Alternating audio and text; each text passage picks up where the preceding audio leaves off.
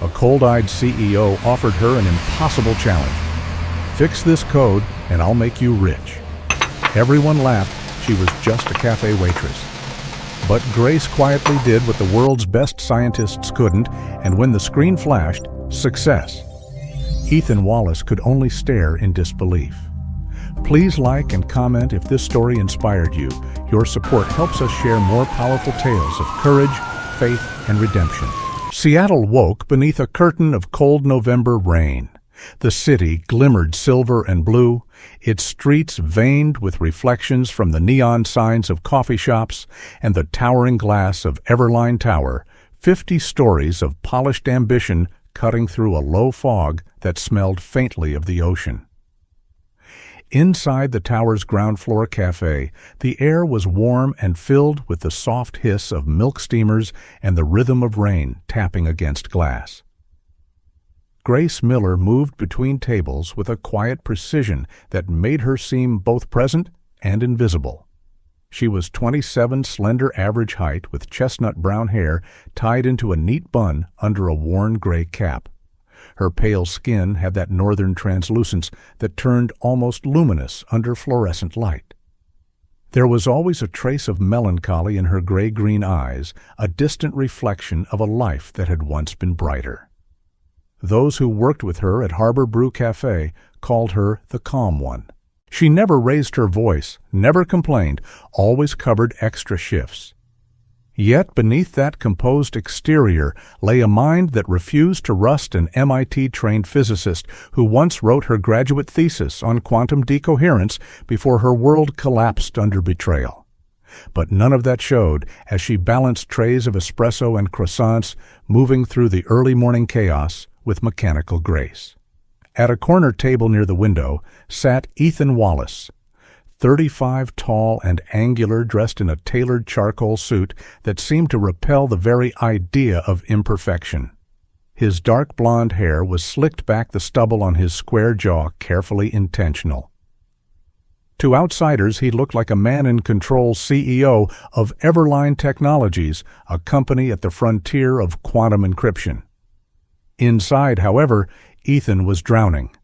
For months, his flagship project had failed to stabilize a quantum algorithm worth billions. Investors were circling like vultures. He hadn't slept properly in weeks. His eyes, a cool steel blue, carried the exhaustion of someone used to winning who could not accept defeat. He ordered black coffee, no sugar, no milk, and opened his laptop, the glow painting sharp lines across his face. The screen was filled with lines of code numbers and unreadable formulas. He tapped impatiently, muttering to himself, temporal variance again. Why the hell does it diverge after step 38? Grace placed the cup before him. Rough morning, she asked gently, not out of flirtation but habit. She liked to break the ice of other people's silence. Ethan barely looked up. You could say that. He reached for the receipt to sign, pausing, when his gaze caught the small scribbles on its edge, delicate curves and symbols drawn in pen. He frowned. What's this? Grace blinked, realizing what he meant. Oh, sorry. I was trying to solve a little math puzzle. A habit? Ethan tilted the paper closer to the light. A habit.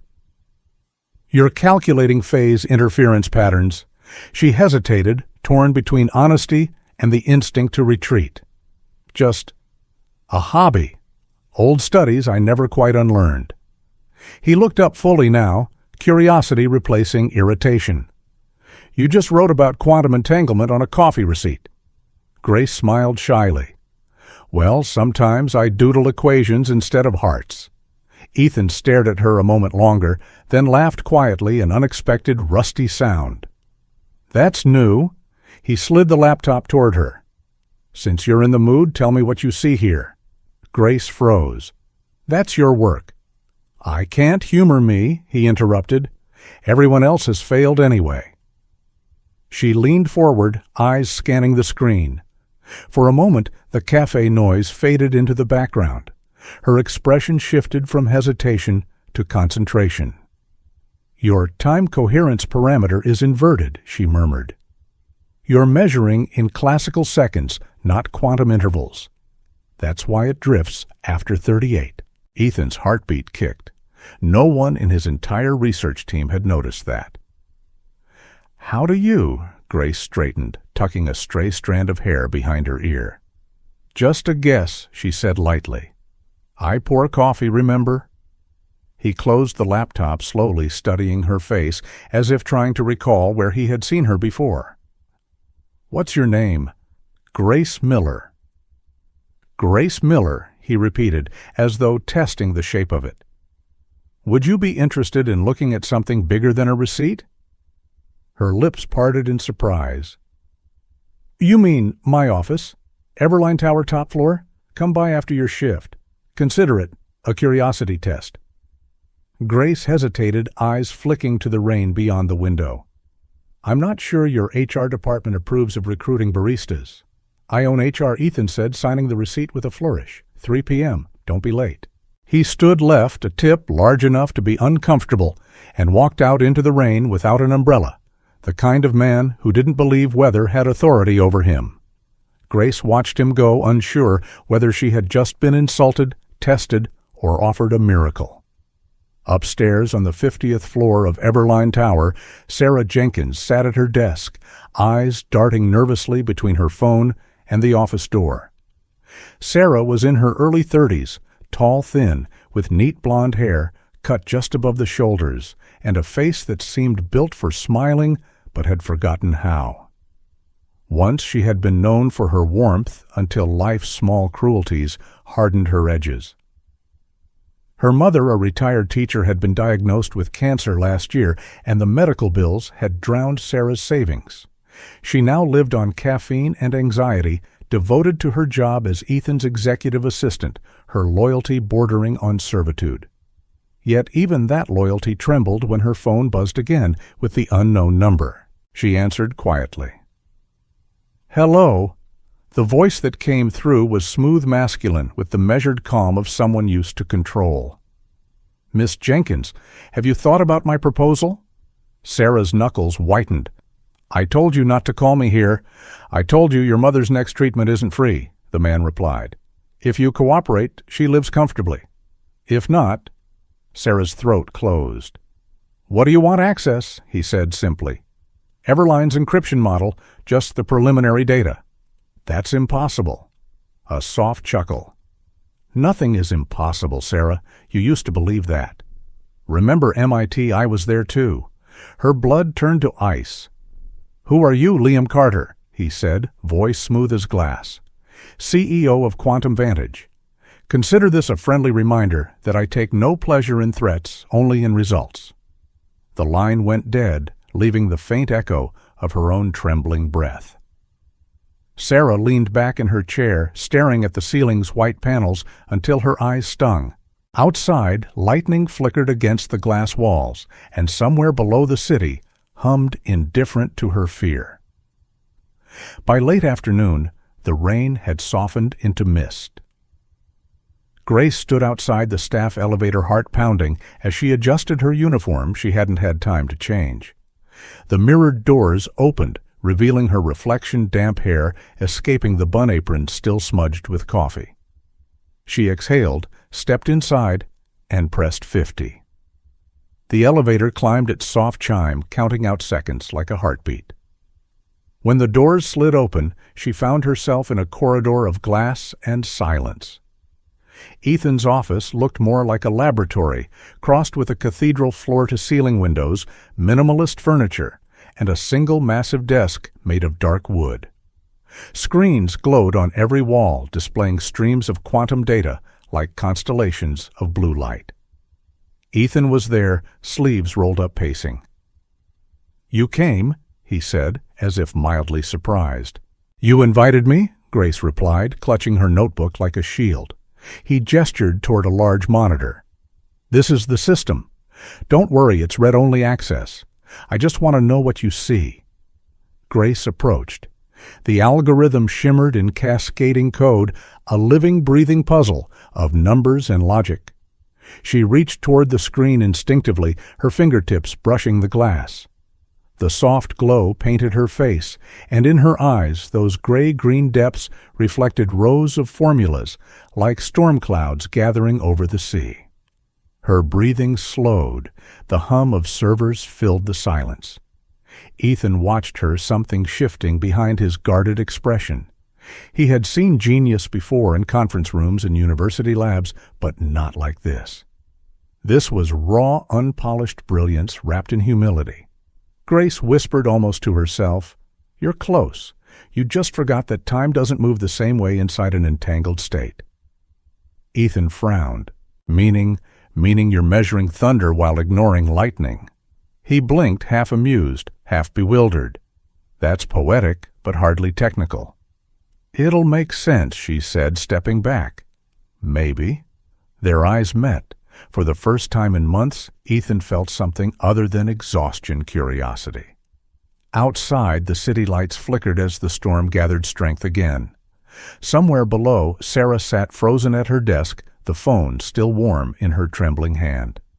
Inside the office, Grace's reflection remained on the screen eyes alight equations, dancing like ghosts. The past she had buried was stirring awake, and neither she nor Ethan yet understood that the numbers glowing before them would rewrite both of their lives.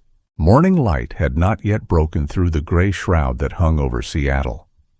The rain had softened into a cold drizzle that turned the city's glass towers into shifting, ghostly silhouettes. Inside Everline Tower, the hum of machines filled the silence, accompanied by the rhythmic clacking of keys. Grace Miller stood alone in front of the glowing wall of data that looked like constellations trapped in motion. Her reflection shimmered faintly across the screen. She had changed out of her café uniform and into a plain white blouse and gray cardigan that seemed too modest for this world of power suits and mirrored offices. The air was cool, sterile humming with the sound of servers and the faint perfume of expensive coffee that clung to the room. Ethan Wallace watched from across the room, his posture casual, but his eyes sharp. In the morning light, he looked less like a CEO and more like an exhausted captain steering a ship through fog.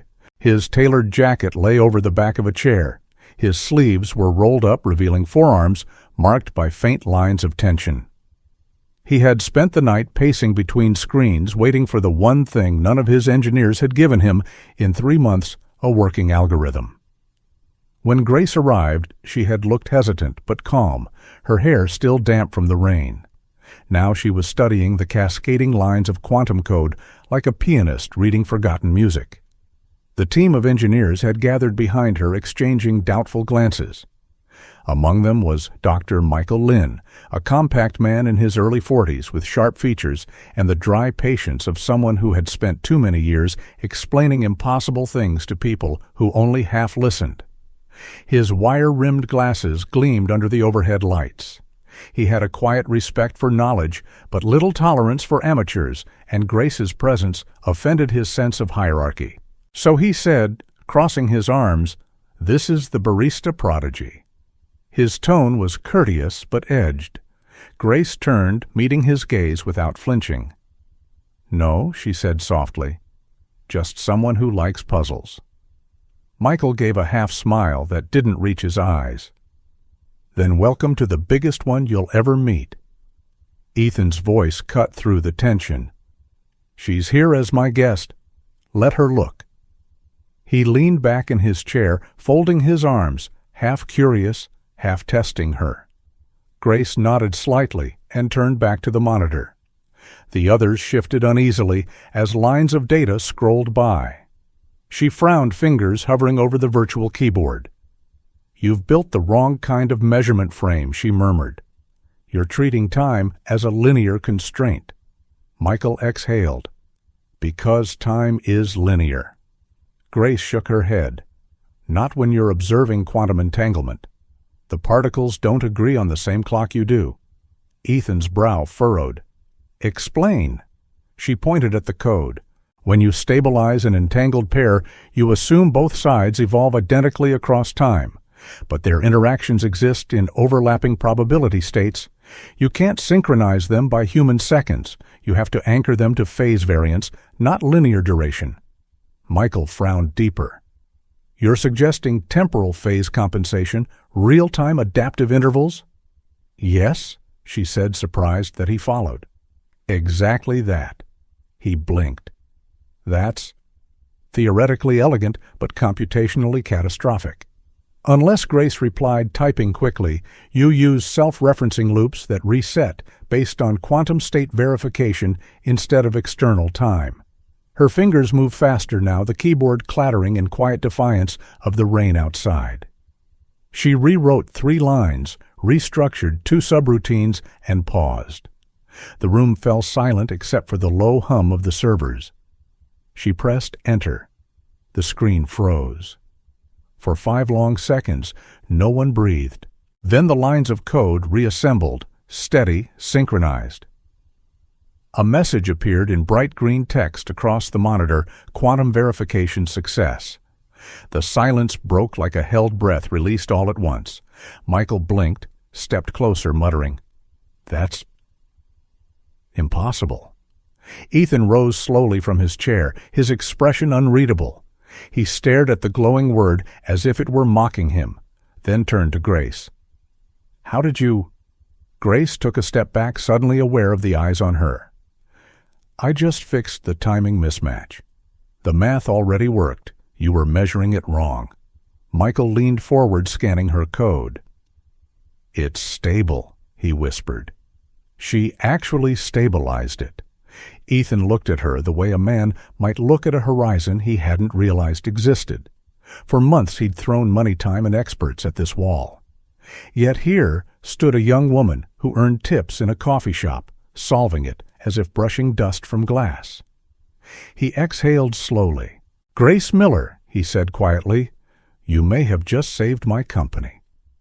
Grace smiled faintly, unsure what to do with the praise.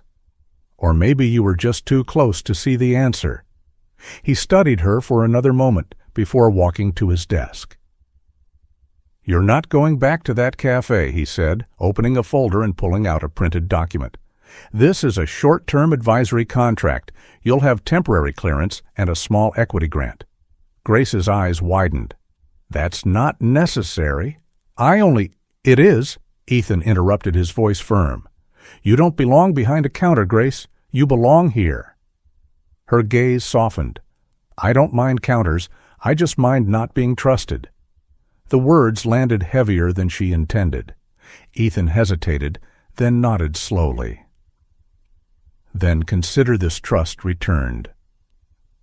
Up on the top floor, Sarah Jenkins sat at her desk, staring blankly at the screensaver looping across her monitor. The soft ping of her email broke the silence. Another message from an untraceable address transfer begins tonight. Partial data only. Discretion is survival. Her stomach turned. She looked around. The floor was empty. Everyone was celebrating the breakthrough downstairs. She rubbed her temples, thinking of her mother's face in the hospital bed, the thin smile, the hand squeezing hers before the last treatment. Sarah opened the encrypted folder Liam had sent. Inside were instructions, step by step, to extract parts of the quantum data. She whispered to herself, just once, I'll send one file, then stop. But even as she said it, she knew she wouldn't stop. Fear never negotiates. Her phone buzzed. She flinched and answered. What do you want now? Liam Carter's voice purred like smoke. Just checking in. I saw the news. Congratulations, your company owes its miracle to Grace Miller. Familiar name, isn't it? Sarah swallowed hard. You said you didn't know her. I said I didn't work with her recently. But once upon a time we built something together. She thinks it was hers. She was wrong. His voice sharpened, venom behind charm. That algorithm, that pattern recognition, every bit of genius she flaunts it, came from me. She just polished it. That's not what I heard. Truth is what gets published, Liam said coolly. And I publish faster. Sarah's hand trembled. Why drag me into this? Because he said you owe me a pipeline, and she owes me a legacy. Help me reclaim it, and your mother's next treatment is guaranteed. You have 48 hours. The line clicked dead. Sarah lowered the phone slowly, her reflection fractured in the dark glass of the office window. Below her, the city gleamed indifferent to her panic. Evening fell early, wrapping the tower in rain and neon. Grace stepped out of the lab into the corridor, where the floor-to-ceiling windows opened to a view of the city drowning in light. Her mind buzzed with equations and disbelief. In her pocket, the new ID badge felt heavy, almost unreal. Behind her, laughter echoed from the lab, where the engineers were toasting champagne to the quantum miracle. She didn't stay. Success felt strange, too, sudden, too fragile. As she waited for the elevator, Ethan appeared at the far end of the hall, hands in pockets, tie loosened. Leaving already, she turned. I thought I'd let your people celebrate without me. They'll want you there. They'll get over it, she said, smiling faintly. He studied her a moment. Grace, do you know what you just did? Fixed a mistake. More than that, he said. You reminded me that sometimes genius hides in plain sight. She didn't know how to answer, so she simply nodded. The elevator dinged open, washing her in a brief glow of light. Outside, the rain had thickened again, soft and relentless. Grace stepped out of the building, clutching her thin coat tighter. The city smelled of ozone and wet pavement. Somewhere high above, Ethan stood by his window, watching her disappear into the mist, his expression a quiet storm between admiration and unease. The rain had eased, but Seattle remained cloaked in its habitual gray. A thin mist hung over the harbor, wrapping the Everline Tower in an almost ghostly halo. Inside the building, the atmosphere had changed. The once desperate company now buzzed with cautious optimism. Grace Miller, once the quiet barista who had wandered into the world of billion-dollar research, was now an official part of it. Her ID badge still new, the edges crisp, hung around her neck as she entered the top-floor lab, where rows of monitors glowed like constellations in a man-made galaxy. The hum of cooling fans and servers had become her new heartbeat. Ethan Wallace watched her from across the glass conference room. He stood with his usual poised dark suit, calm expression, but today there was a certain ease in his shoulders, the first sign that months of tension were beginning to lift. Since Grace's correction of the algorithm, Everline had attracted renewed investor interest, and the board was starting to smile again. Ethan felt something close to relief, though he'd never admit it aloud. Grace greeted the small group assembled around the lab table. Among them was Dr. Michael Lynn, the once skeptical engineer who had grudgingly come to respect her. He looked better rested now, though his neat black hair was already surrendering to gray at the temples. He nodded at her in greeting, mumbling "Morning, Miller," before turning back to the data. "Morning," she said, smiling faintly. A moment later, Evelyn Park, Everline's head of communications, entered the room. Evelyn was in her late 30s, tall, with sleek black hair and a wardrobe of deliberate power, navy blazers, tailored skirts, and heels that echoed decisively through hallways. She was known in the company for her sharp wit and her ability to charm journalists while dismantling opponents in the same breath. Her voice carried the clipped precision of someone who had no patience for uncertainty. She placed a folder on the table. "Mr. Wallace, the board has requested your attention this afternoon. You'll want to see this." Ethan opened the folder. Inside was a glossy printed letter on silver-edged stationery. The logo on the top was unmistakable, Quantum Vantage Industries. Beneath it, the name Liam Carter. He frowned. "He's offering a partnership?" Evelyn nodded. "Joint development proposal. Their CEO believes a merger of your algorithm with his quantum acceleration hardware could revolutionize encryption within a fiscal year." His words, not mine. Michael whistled low. "That's bold. He must be desperate." Grace froze. Her hand, midair with a coffee cup, trembled slightly. "What did you say the name was? Liam Carter?" Ethan repeated. Apparently quite the rising star. Harvard background, MIT fellowship, one of those golden boys. The blood drained from Grace's face. Her voice came out as a whisper. "I know him." Ethan looked up sharply. "You do?" Her eyes unfocused slightly, lost somewhere years behind. "Yes, I worked with him. At MIT. He wasn't just a colleague, he was my project partner. We built an early model of the algorithm you're using now." Michael frowned. So he's the one who Grace cut in voice trembling between anger and shame. He took everything. The model, the data, the results. He published it under his name before our joint paper went through review. I tried to fight it, but he had connections. The committee sided with him. I was accused of plagiarism and expelled. He built his career on that theft. A tense silence filled the room. The rain outside tapped faintly on the glass. Ethan straightened the air around him, cooling. "You're saying the foundation of his current company came from your work, yes?" Her voice was barely audible. "From our work." Ethan's jaw tightened. "Do you have proof?" Grace shook her head. "I had some files, but the university wiped my access. He made sure of it. The only proof left is in his ego. He can't resist bragging about his genius." Evelyn exhaled. "This complicates things. The board will want the deal. They don't care about academic grudges." Grace turned to Ethan, desperation flickering behind her calm tone. "If you sign that contract, you'll lose everything. Liam doesn't share power, he consumes it. That's what he did to me." Ethan studied her face. There was no trace of deception there, only the rawness of someone who had learned distrust through pain. Yet part of him was a man of logic of proof. He wanted to believe her, but business was not built on belief. "I need evidence, Grace," he said quietly. "I can't bring the company into war over a ghost from your past." Her shoulders fell slightly. "I understand," she murmured, though her eyes shimmered with the weight of memory.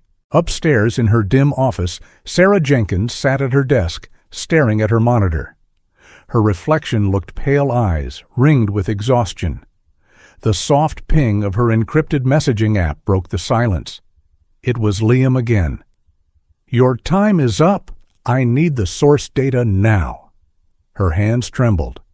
"Please," she typed back, "I can't get full access without alerting Ethan." Seconds later, his reply appeared. "Then take it from Grace. She has temporary root privileges. Copy her local module. If you don't, I will call the hospital." Think about what your mother will hear when they say her treatment is discontinued.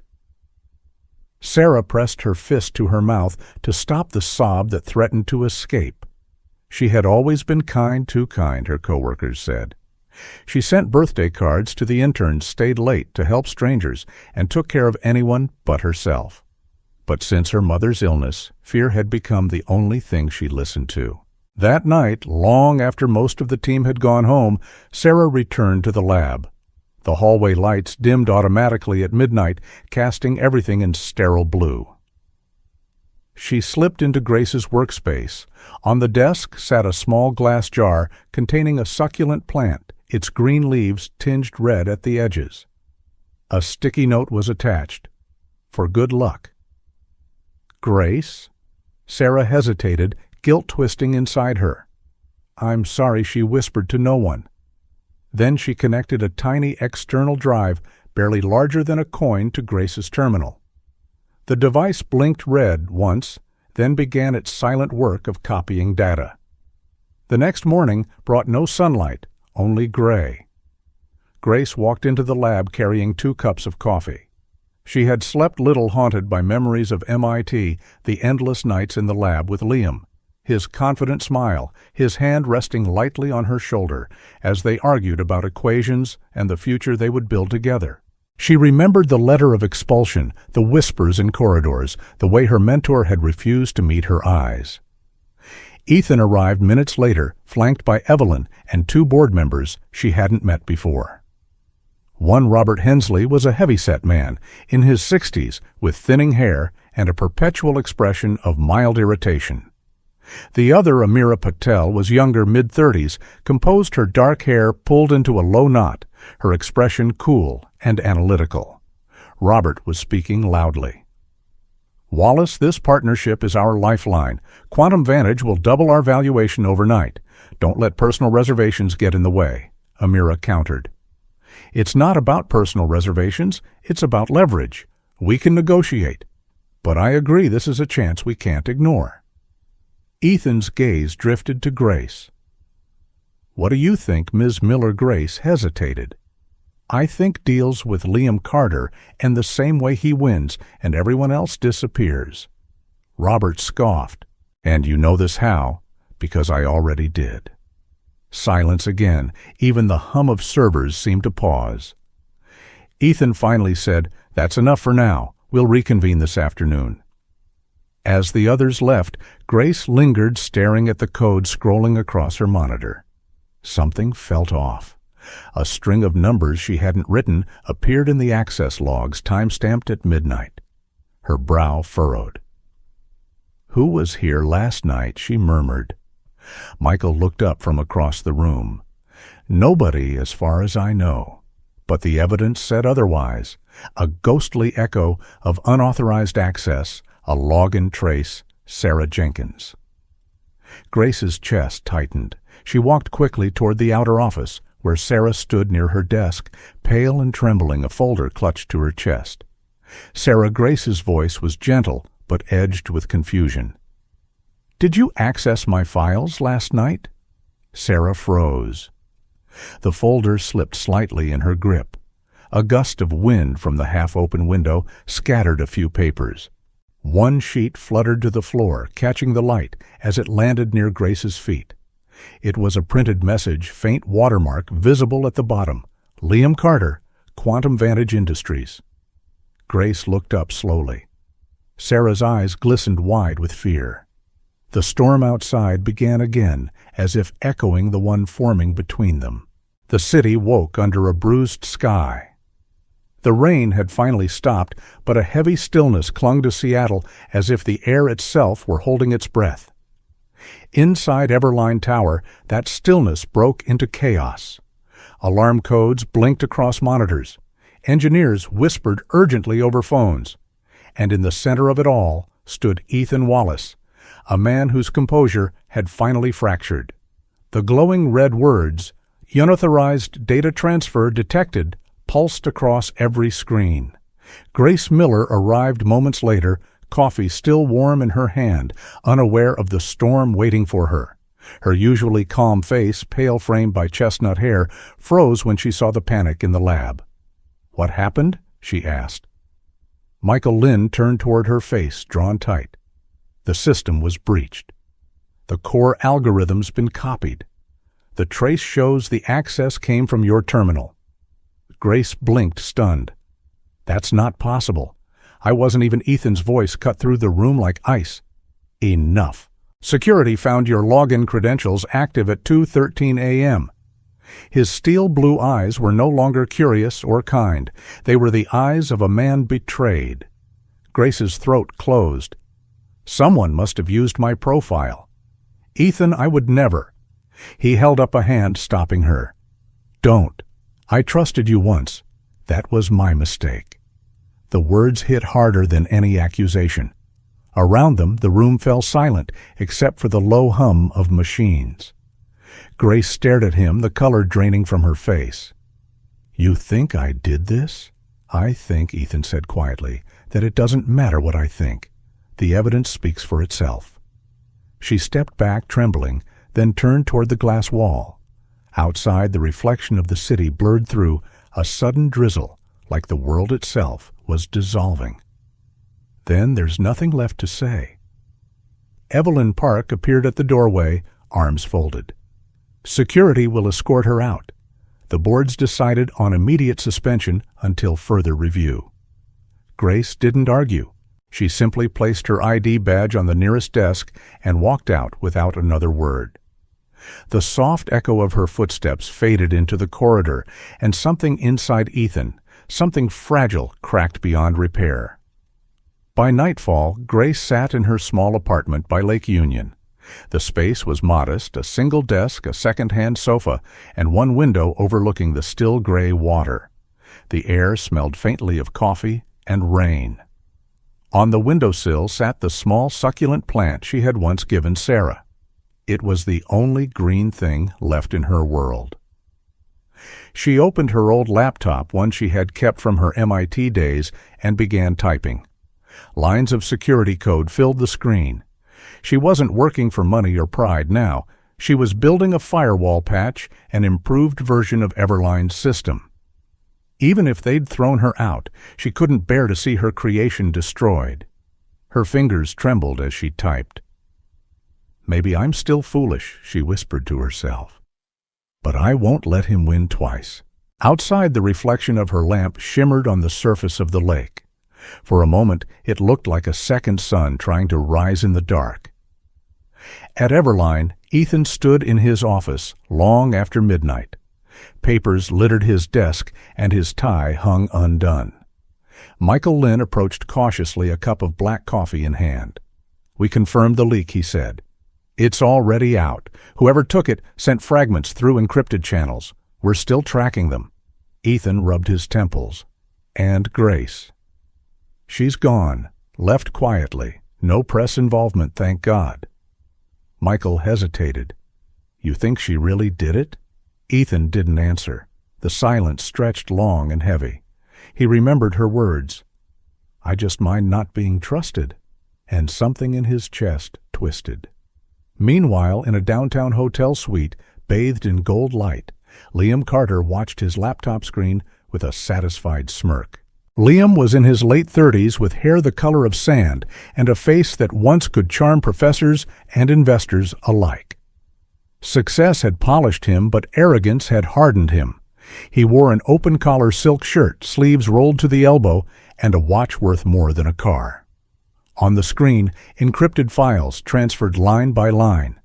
Across the room stood Sarah Jenkins, pale and shaking her coat, still wet from the rain. Her mascara had run slightly, giving her the look of someone who had cried but didn't have time to fix it. "It's done," she said quietly. "You have what you wanted. Now leave me alone." Liam smiled faintly, closing his laptop. "Not yet. I want the verification key too." Sarah's voice cracked. "I don't have it." He stepped closer, his shadow falling over her. "Then find it. Or do you want to test how fast a hospital revokes treatment?" Something inside Sarah snapped. For months she had lived in fear, trading dignity for survival.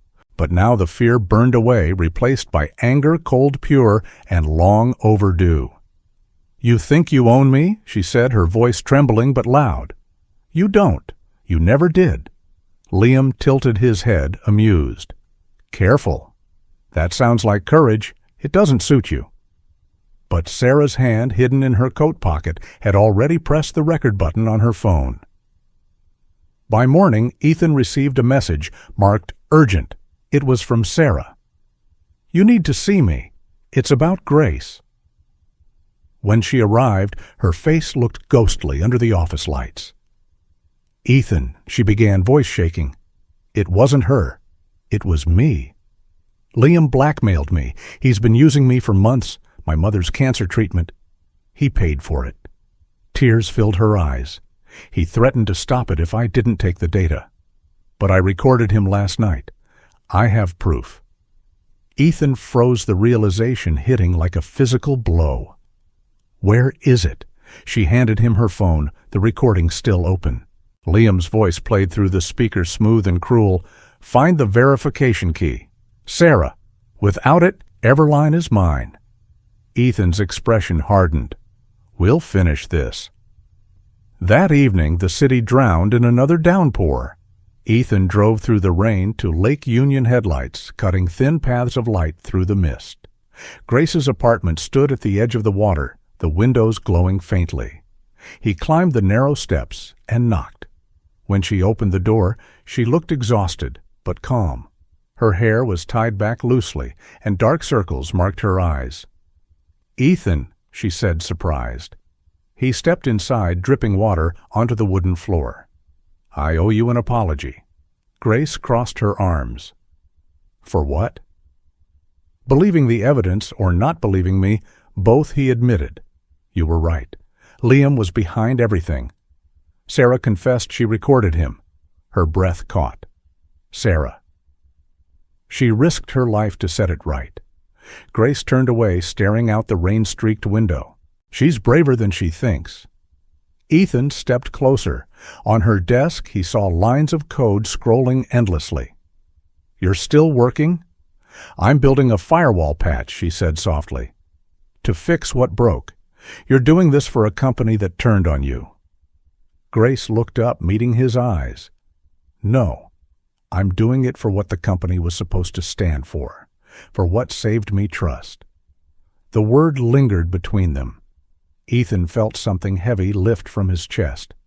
"Then, let's finish it. Together." They worked side by side through the night, their screens glowing blue against the darkness. By dawn, they had compiled every line of code, cross-checked every trace, and assembled the digital evidence tying Liam to the breach. Ethan packaged it all into a secure folder marked FBI Cyber Division. Grace leaned back, exhaustion softening her features. "Do you think they'll believe it?" Ethan smiled faintly. "They'll have to. Numbers don't lie." At 10 p.m., flashing lights pierced the rain outside Liam's hotel. FBI agents in dark coats moved through the lobby. Liam, halfway through a glass of scotch, didn't even notice until the door burst open. "Liam Carter," one agent called. "You're under arrest for corporate espionage and cyber theft." Liam's smirk faltered for the first time. "You can't save it," another agent said, clicking handcuffs around his wrists. As they let him outside, the rain soaked his expensive shirt. Red and blue lights reflected off the wet pavement, casting fractured colors across his stunned face. Across the lake, Grace and Ethan watched from the window of her apartment. The sirens echoed faintly over the water. Neither spoke for a long time. Finally, Ethan said quietly, "It's over." Grace nodded, her expression unreadable but peaceful. "No," she said softly. "It's beginning." The rain fell harder, washing the city clean as the two of them stood side by side, soaked in light and silence, while the ghost of betrayal finally dissolved into the dark. 6 months later, Seattle had changed its skin.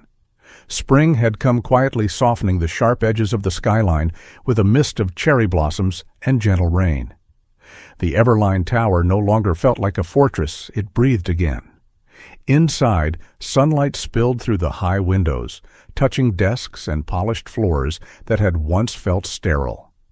A new banner hung across the atrium, Project Grace, rebuilding trust, reimagining tomorrow. Grace Miller stood before it, her reflection fractured by the glass panels. The young woman who had once served coffee at the base of this very building now wore a crisp navy suit. The weight of leadership sat naturally on her shoulders, though she still moved with the quiet grace of someone who had learned humility through hardship. Her hair, still the same chestnut brown, was now worn loose, framing a face sharpened by confidence but softened by warmth. The office hummed with life. Engineers carried tablets and prototypes. Journalists wandered, their badges glinting. Somewhere across the floor, laughter rose from the new R&D team, 12 people diverse in age and background, all handpicked by Grace. She had made one unorthodox rule: every hire must have once failed spectacularly. Ethan Wallace appeared beside her, adjusting his tie. He was no longer the man who spoke only in commands and numbers. The months had carved away his edges. There were faint laugh lines at the corners of his blue eyes now, and his voice carried less iron, more warmth. Today he wore his confidence like something earned rather than inherited. "You're nervous," he said quietly. Grace smiled without looking at him. "No? Just making sure no one spells my name wrong on the banner." Ethan chuckled. "Not even I'm brave enough to make that mistake." They shared a look, one that spoke of countless late nights debugging together, of arguments softened into understanding, of a partnership rebuilt from ruin. At the far end of the atrium, Sarah Jenkins approached with a clipboard in hand.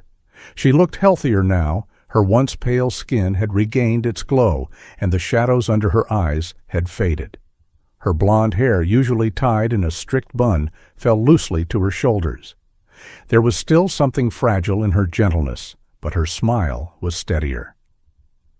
"Press is ready, Ethan," she said, her voice light but professional. "Thank you, Sarah." He turned to Grace. "Shall we?" As they walked toward the stage, the soft click of cameras began. The journalists hushed when Ethan stepped to the microphone. His speech, rehearsed but heartfelt, carried easily through the glass hall. 6 months ago, he began. Everline nearly collapsed, not because of technology, but because we forgot what technology is built on trust. Today, we launch Project Grace. But make no mistake, this is not about algorithms or code. It's about courage. The courage of one woman who reminded us that faith once lost can still be rebuilt. He turned slightly toward Grace. She showed us that forgiveness isn't a weakness. It's the foundation of every second chance.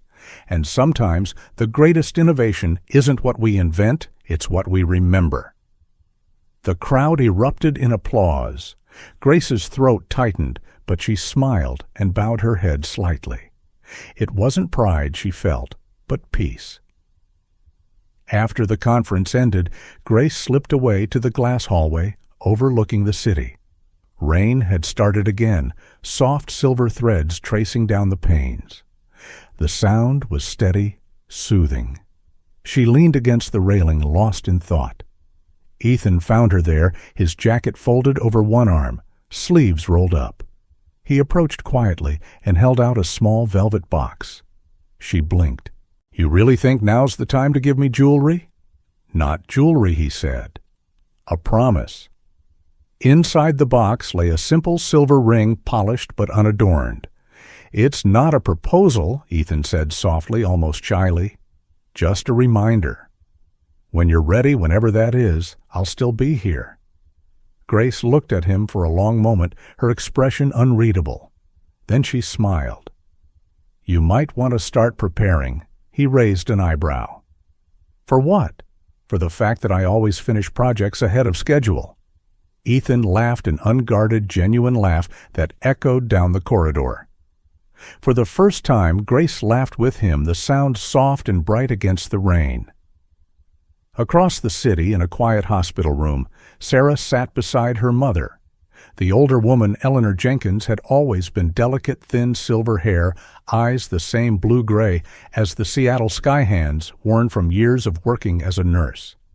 Now, after months of treatment, her color had returned, and her smile no longer trembled. "They told me you were nominated for some kind of award." Eleanor said, her voice soft but proud. Sarah blushed. "It's silly. Employee of the Year, Restoring Trust." "Probably just a sympathy gesture." Her mother shook her head. "No, sweetheart, it means you earned your forgiveness." Sarah looked down at her hands. "I don't think I have yet."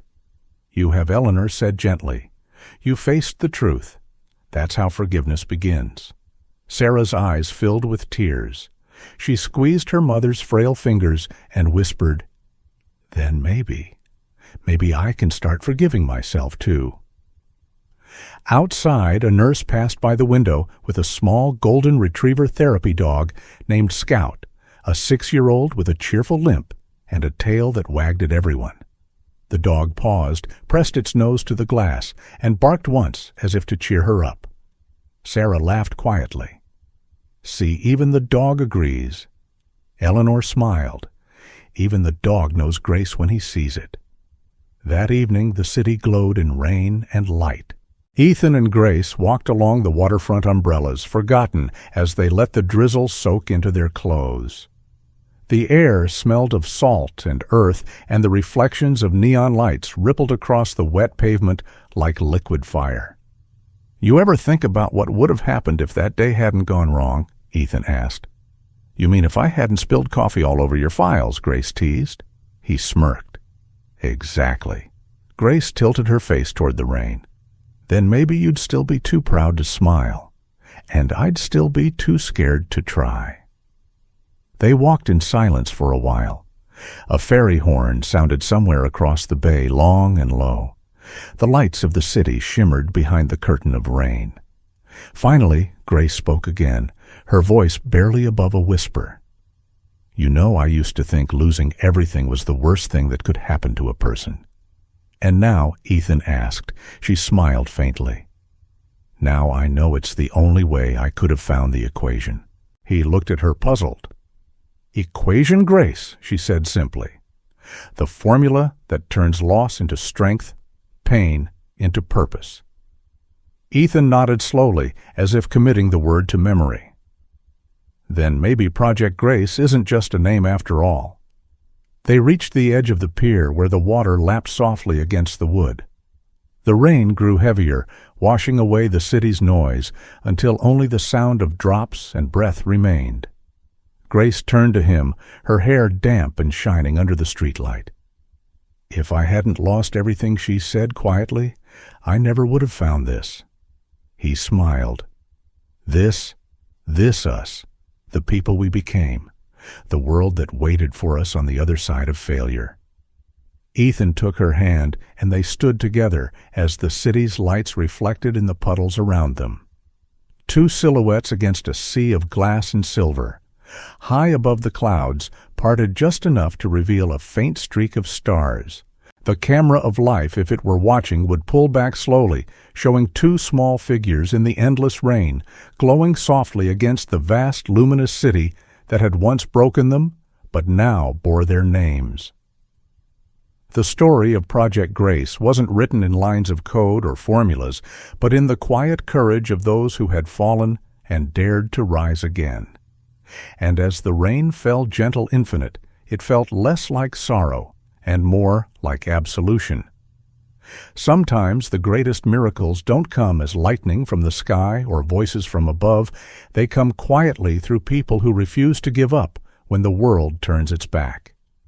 Grace's journey reminds us that even after betrayal, failure, and loss, God can breathe new life into what was broken.